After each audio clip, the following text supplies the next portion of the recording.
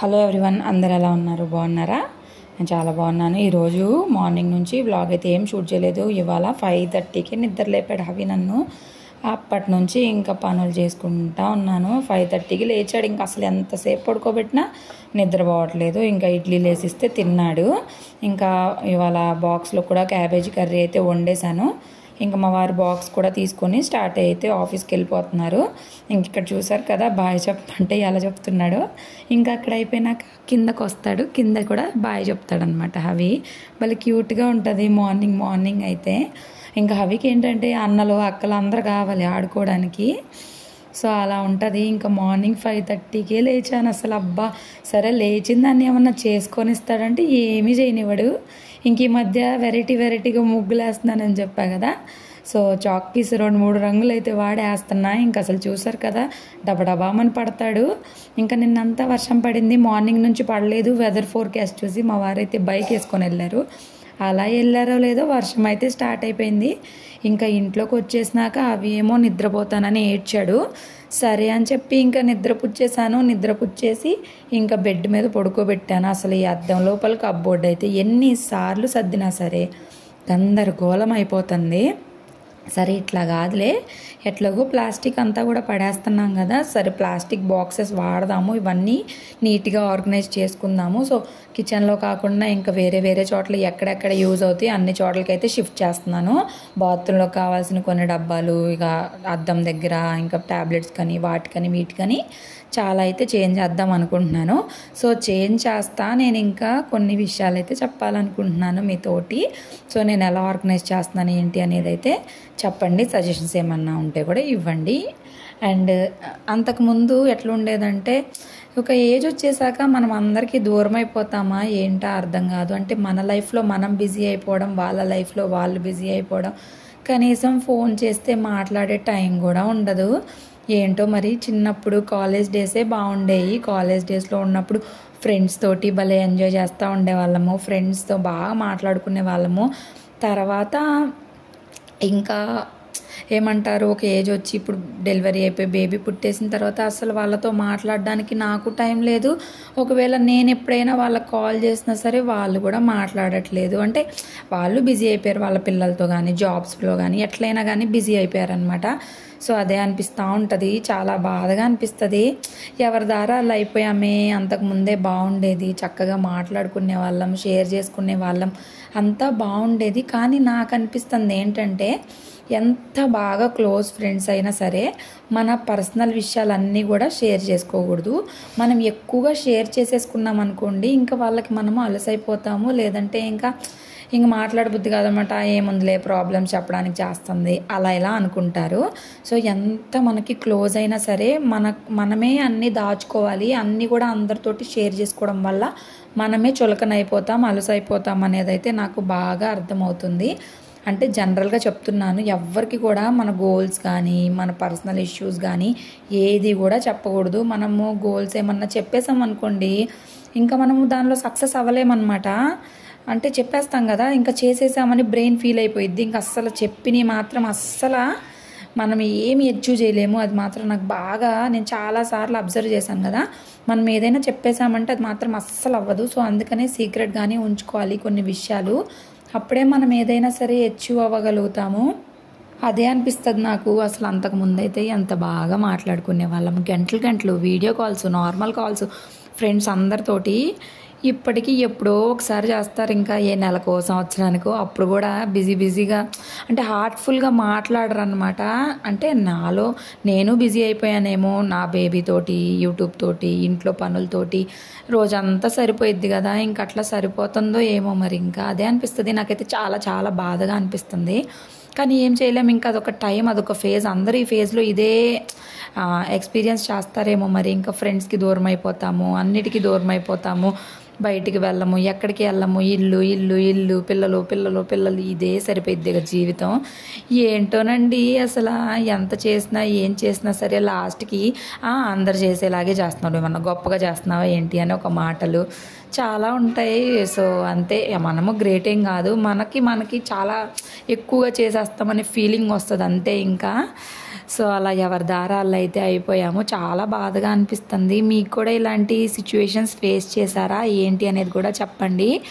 So ఫైనల్గా కప్బోర్డ్స్లో అయితే అన్నీ కూడా సర్దేసుకున్నాను. సర్దేసుకున్న తర్వాత ఇయర్ రింగ్స్ కవర్స్ అయితే ఇట్లా పెట్టేస్తాను.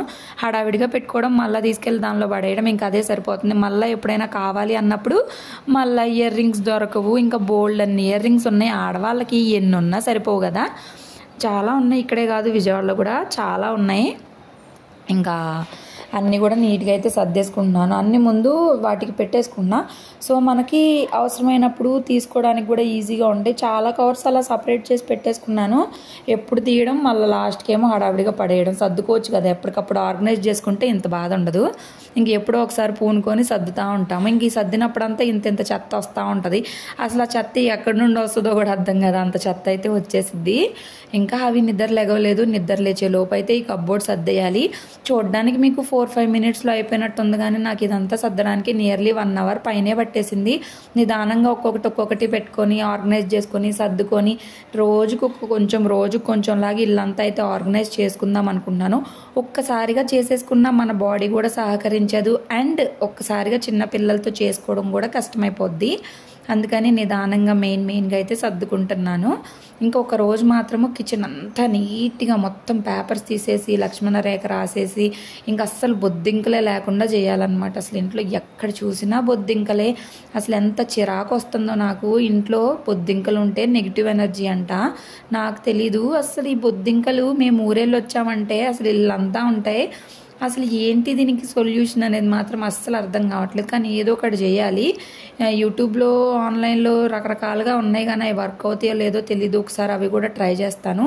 ముందైతే కిచెన్ డీప్ క్లీన్ చేసేసి చెత్త చెదారం తీసి నీట్గా ఆర్గనైజ్ చేసిన తర్వాత అప్పటికి కంట్రోల్ కావట్లేదు అంటే కనుక అప్పుడు నేను ఇవన్నీ కూడా ఖచ్చితంగా ట్రై చేసి బొద్దింకలను అయితే బాగా కంట్రోల్ చేయాలి అనుకుంటున్నాను. అవి ఉండడం వల్ల మనకి హెల్త్ ప్రాబ్లమ్స్ కూడా వస్తాయి. మన ఫుడ్ మీద వాటి మీద ఏటి మీద మనం ఎంత జాగ్రత్తగా ఉన్నా వెళ్తాయి కదా, అందుకని. సో ఫైనల్గా ఇయర్ రింగ్స్ అన్నీ అయితే ఆర్గనైజ్ చేసేసి ఇంక ఈ డేట్స్ డబ్బాలు కూడా పెట్టేసుకుంటున్నాను. సో ఇంక ఈ బాక్సెస్ అన్నీ ఇలా అయితే వాడేస్తున్నాను, ప్లాస్టిక్ డబ్బాలు.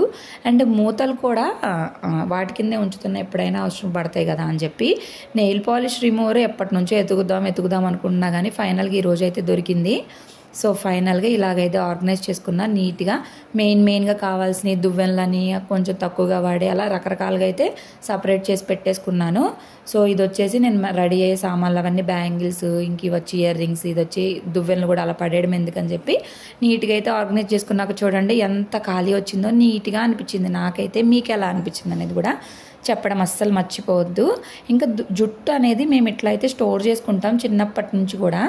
ఇది జుట్టుకి సామాన్లని, చిన్నప్పుడైతే చోలీలని, జ్యువెలరీస్ ఐటమ్స్ అన్నీ వచ్చాయి. మా అమ్మ జుట్టు అంతా వేసేసి నాకు చోలీలని, రబ్బర్ బ్యాండ్స్ అని అవి ఇవి కొంటా ఉండేత్తేగా. ఇప్పుడైతే సామాన్లు ఇస్తున్నారు కదా, ఇంకా అలా స్టోర్ చేసి పెడతాను. ఇంక ఇక్కడ సామాన్లు అమ్మే వాళ్ళు వస్తానే ఉంటారు, తీసి సామాన్లు తీస్తాను స్టీల్వి. ఇంకా ఇవి కూడా ఉంటే ఇంట్లో దరిద్రం అని అయితే కామెంట్ పెట్టారు. నాకైతే నిజంగా తెలియదండి. చిన్నప్పటి నుంచి మా ఇంట్లో ఇలాగే పెట్టుకుంటూ ఉంటాం కాబట్టి నేనైతే మామూలుగానే స్టోర్ చేస్తున్నాను. సో మీరు చెప్పారు కాబట్టి ఇంట్లో పెట్టకుండా ఉండడానికి ట్రై చేస్తాను. సో కింద ర్యాక్ కూడా నీట్గా సర్దేశాను. సర్దేసిన తర్వాత చూసారు కదా ఇంత చెత్త అయితే పేరుకుంది. అంతలోపు హవి కూడా నిద్ర లేచాడు.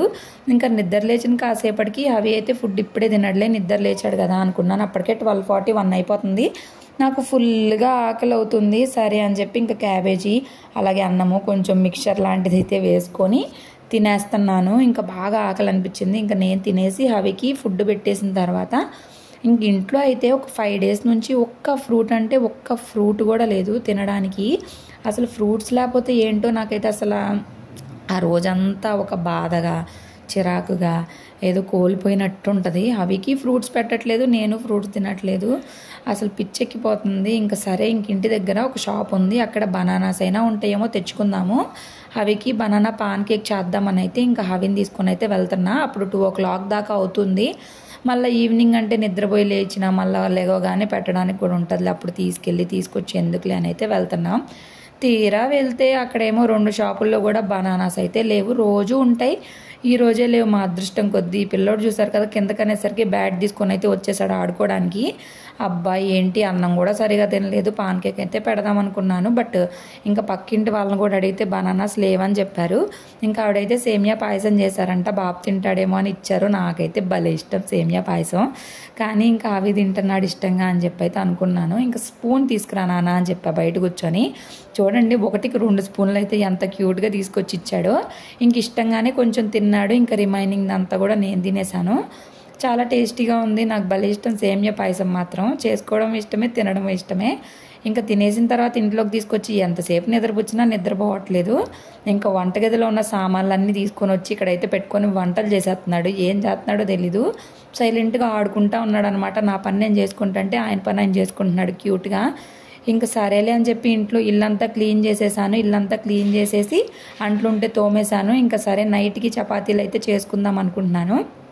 ఇంకా చపాతీలోకి చపాతీ పిండి కలిపి పెట్టేసుకున్నామంటే నైట్ టైం మనం చేసుకునేటప్పటికి సాఫ్ట్గా అయితే ఉంటాయి.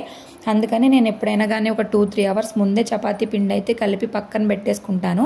దానివల్ల మనకి చపాతీలు కూడా చాలా మెత్తగా వస్తాయి. మీరు అప్పటికప్పుడు కలిపి చేసేసుకుంటారా లేదా ఇలా నానబెట్టుకుని చేసుకుంటారనేది కూడా చెప్పండి. ఇంకా ఆయిల్ అది వేసుకుంటే చపాతీలు కూడా చాలా సాఫ్ట్గా కూడా వస్తాయి, తినడానికి బాగుంటాయి. మా ఆయనకి ఏంటంటే గట్టిగా ఉంటే అస్సలు నచ్చవు. ఫస్ట్లో అయితే నాకు అస్సలు చపాతీలు చేయడమే వచ్చేది కాదు.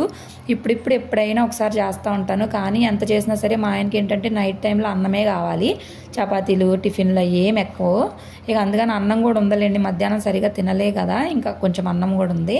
ఇక నేనైతే అచ్చంగా చపాతీలే తింటాను. అవికి చపాతీ తింటే చపాతీ పెడతా, లేదంటే ఏమన్నా వండి పెడతాను.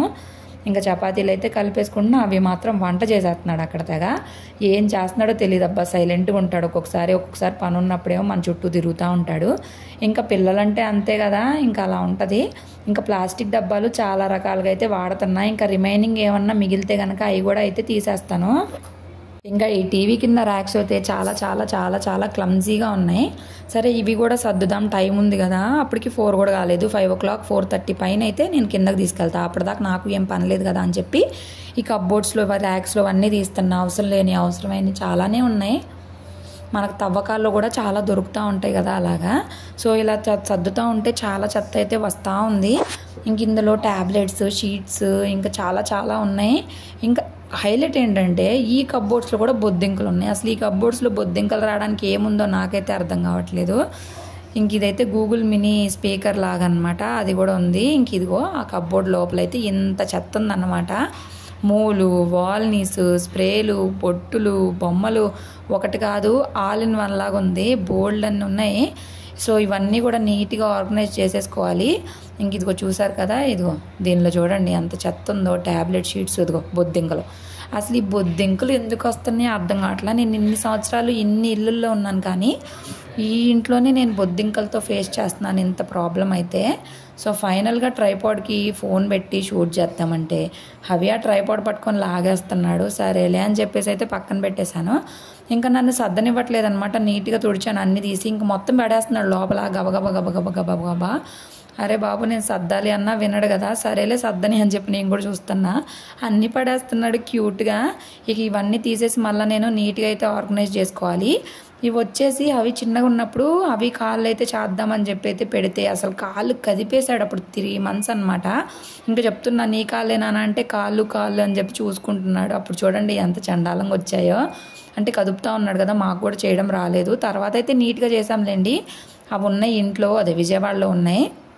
ఇక్కడైతే ఈ పాత అదిగో నాకు నీ కాళ్ళే అని చెప్పి చూపిస్తుంటే ఆయన చూసుకుంటా ఉన్నాడు, తెగ మురిసిపోతున్నాడు. ఫైనల్గా కప్బోర్డ్ అంతా కూడా నీట్గా సర్దేయడం చేద్దాము, రకరకాలుగా వీడియో తీద్దామంటే అవి అక్కడ తీనిస్తున్నాడు.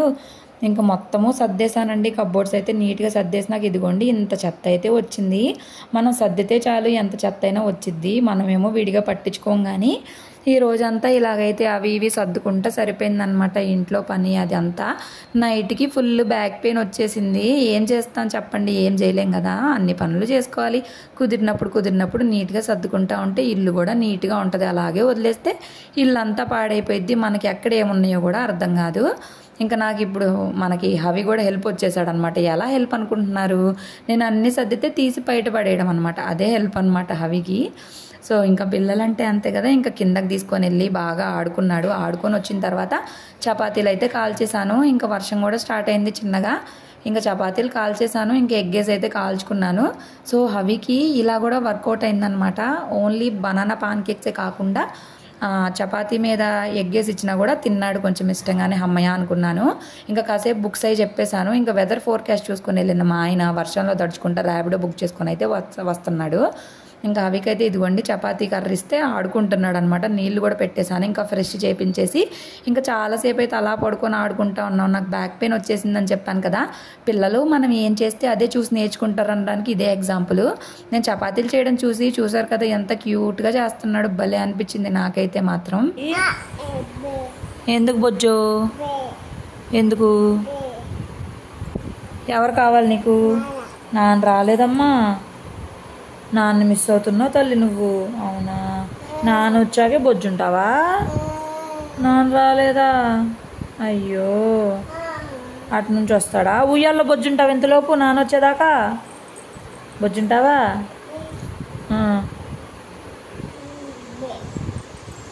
నానంటే ఇష్టమా నీకు? ఎంత ఇష్టం? అంత ఇష్టమా? అబ్బో అంత ఇష్టమా?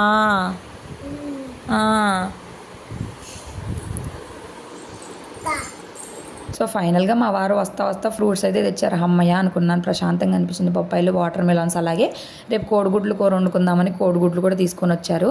సో అందుకే వెదర్ ఫోర్కాస్ట్ నమ్మకూడదండి, అసలు వెదర్ ఫోర్కాస్ట్ కరెక్టే చెప్పదు, ఎప్పుడు చెప్పదు. సో మనము కార్ వేసుకొని వెళ్ళుంటే అయిపోయేది. నిన్న వర్షం పడలేదు, నిన్న కార్ వేసుకెళ్ళాడు, ఇవాళ మాత్రము బైక్ వేసుకొని వెళ్ళి ఫైనల్గా ర్యాపిడోలో అయితే వచ్చేసాడు. సో ఈ రోజు అంతా అయితే ఇలా గడిచింది. సో ఇప్పుడు ఫ్రూట్ పెట్టమని అడిగాడు అనమాట. సరేలే అని చెప్పి పప్పాయ కట్ చేస్తే అది తినలేదు. అబ్బా నాకు భలే తీసుకొచ్చింది, ఫ్రిడ్జ్ ఏమో లేదు, పిచ్చ కోపం వచ్చింది నాకు. అసలు ఎంత కోపం వచ్చిందో అంటే అంత కోపం వచ్చింది. ఫైనల్గా అవి పడుకునేసరికి 11 o'clock అయింది. వ్లాగ్ అయితే ఇంతే, బాయ్ బాయ్.